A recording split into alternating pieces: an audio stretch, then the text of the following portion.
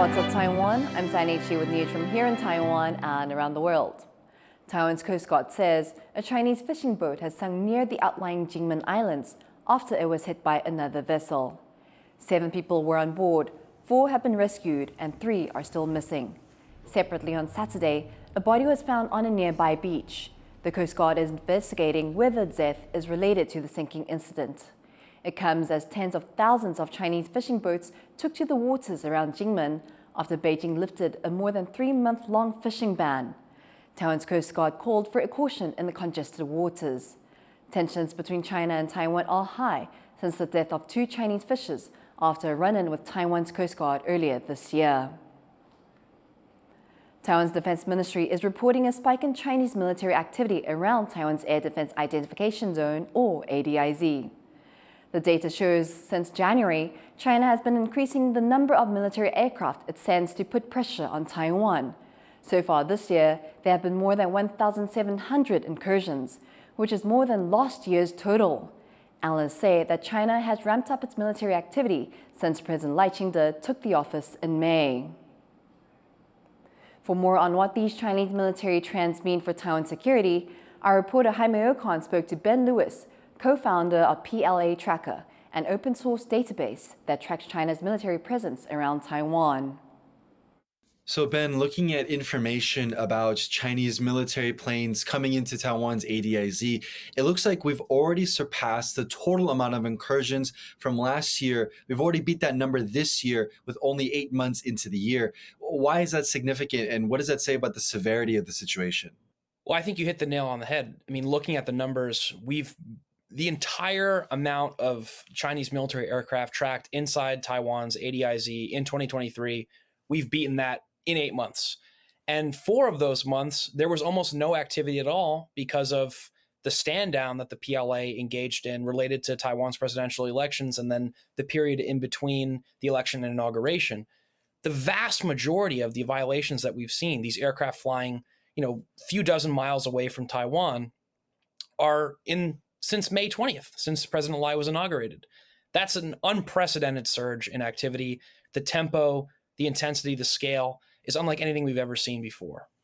Looking at data about these incursions, it looks like there's a steady uptick since January of 2024. Coincidentally, that's also when Taiwan's presidential election took place. Is there a direct correlation between that? I think so. I mean, I think the initial increase at the start of the year was from a very low point at what would be considered below average numbers of activity, gradually up. And then starting with President Lai's inauguration is when it really skyrocketed. So I think the relationship there is quite clear. Well, so far, that's been the case. Every month since May, the number's gone up. We had 437 last month, which is the second highest ever. The only time that's been beat is August 2022, when we had the largest military exercises ever in history around Taiwan. So in terms of scale, we've hit an unprecedented level. Whether they can sustain that, the PLA, or whether they want to sustain that going into the U.S. presidential elections remains to be seen. But as of right now, based on current trends, I have reason to believe that it will. Well, Ben, with so many incursions happening and we're seeing an increase year on year, sometimes doubling and tripling of the amount of incursions that China is going into Taiwan's ADIZ, why aren't people more concerned about this, and why isn't it a bigger deal here in Taiwan? I think it's the tyranny of the 24-hour news cycle, if nothing else. The Chinese do this every single day.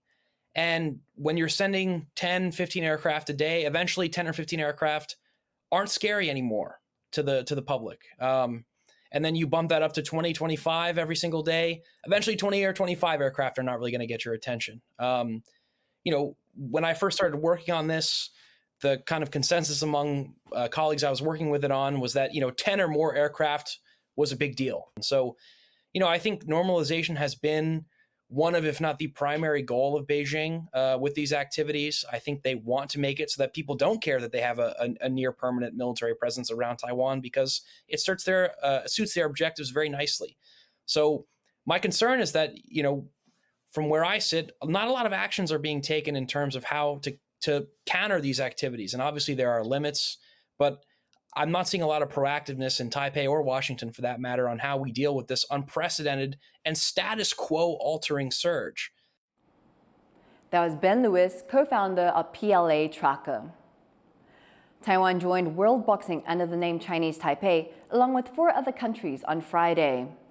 Taiwan's inclusion in the regulating organization comes after the country's top boxer, Lin Yuting, won gold in the women's 57-kilogram category at the Paris Olympics. The federation now has 42 member countries, with more expected to join. The government is moving to scrap height requirements for people wanting to become emergency responders. Those requirements affected women more than men. A court in May ruled that height requirements are unconstitutional, saying they discriminate on gender. Taiwan's Interior Ministry has now told police and fire departments to ditch them for both men and women. The previous female height restriction of 160 centimeters excluded about 55% of the country's women, while just 10% of men were left out by their lower limits of 165 centimeters. The decision follows a high-profile case in which a female firefighter was denied entry into the force for being too short in 2018. Injured workers now have easier access to rehabilitation thanks to a new government initiative. John Van Triest has the details.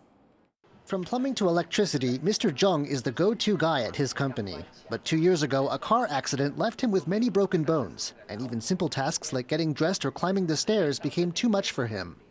After only 6 months of rehabilitation in hospital, though, Mr. Zheng was back on the job. 接受强化训练之后，现在到目前为止，我重返职场之后，对我原本的工作，现在工作上爬楼梯或是我蹲下弯腰，工作上执行上都没有问题了。 Stories like Mr. Zheng's are common, but unlike in Mr. Zheng's case, many accidents that leave people unable to work happen on the job site. In 2023, Health Ministry-run hospitals saw over 150,000 people seek treatment for workplace injuries. Expanding injured workers' access to care, no matter where they're injured, is the focus of a new government program.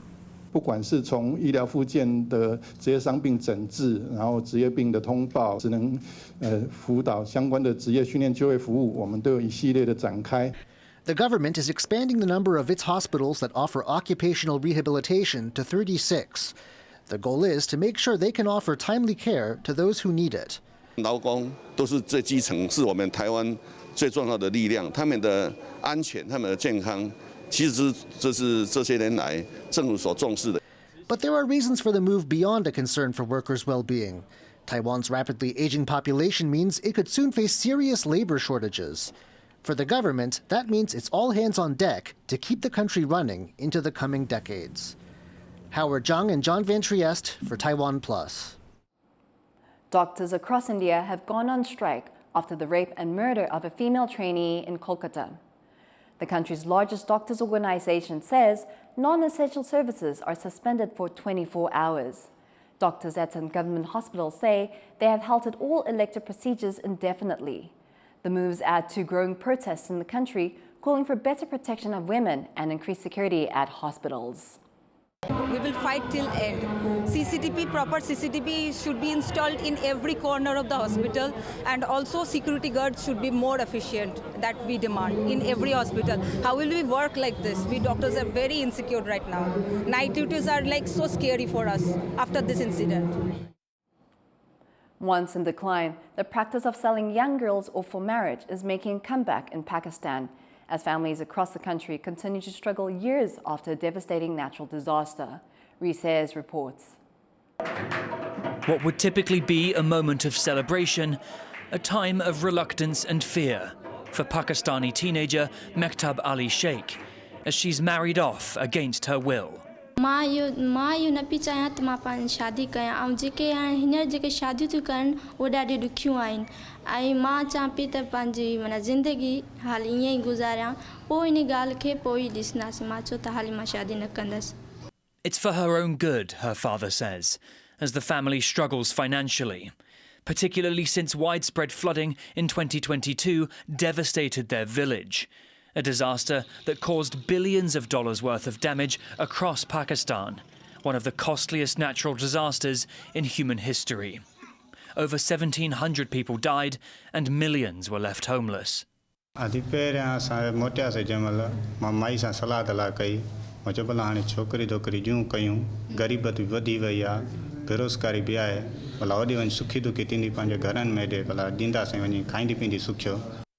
The number of underage Pakistani girls being married off for money had been decreasing in the years leading up to the 2022 floods. Climate scientists say climate change is making natural disasters like flooding more common, and the economic insecurity that followed from 2022 is bringing the practice back.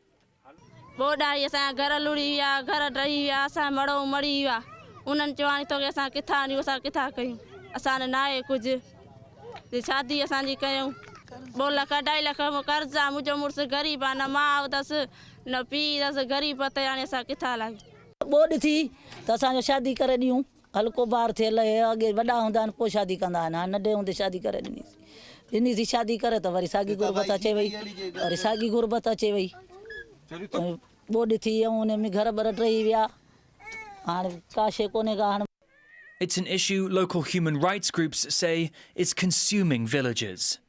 तो उसमें climate change के असरात या flood के बाद जो figure हैं वो एक साल में जो है ना 45 शादियाँ हुई हैं एक गांव में सिर्फ.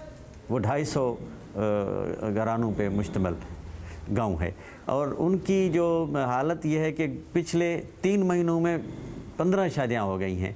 2 years after floodwaters swept away much of Pakistan's already strained resources, economic desperation is striking hardest at the most vulnerable. And for girls like Mehtab, entering these marriages is the only way to keep food on the table. Justin Wu and Rees for TaiwanPlus.